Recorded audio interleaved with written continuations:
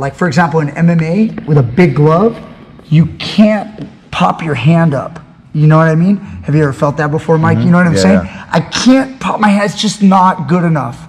It's not perfect enough to do that. All I'm gonna do is just keep the shoulder like a gi choke.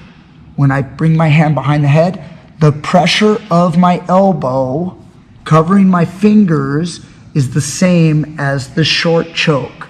If I short choke it and I pull my elbow back, I choke him, right? Watch this.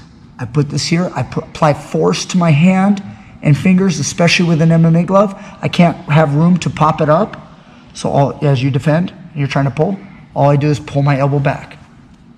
And I use my elbow as a short choke.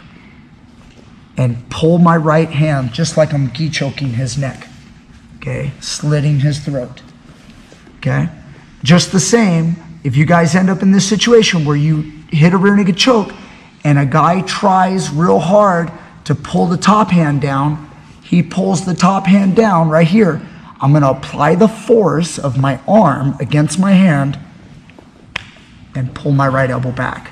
So even though I don't have my hands connected, if you ever did it like this, which I do not recommend, like this, I can't really choke him. You see that?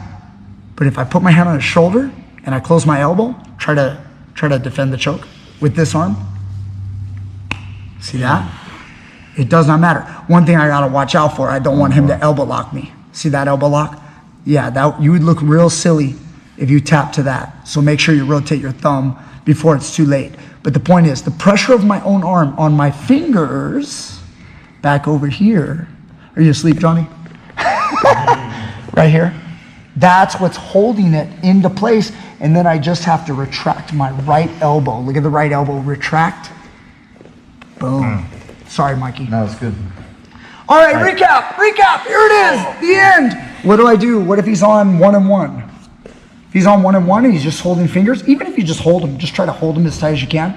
Just don't let him go. I just open and I crawl and I get you. Because at some point, I'm gonna get that wrist, or you're gonna let go of these fingers and you're gonna go two hands. If you start to get fingers, go.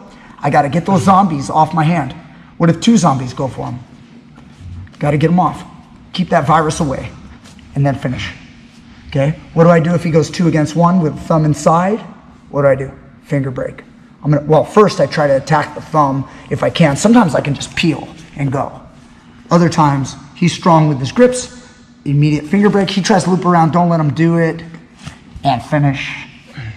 And then lastly, maybe I go for a rear naked choke. I get a good situation, boom. As I go here, instead of popping my hand up, it's pulling out. Grab 2 hands on the choke arm, 2 hands on the choke arm.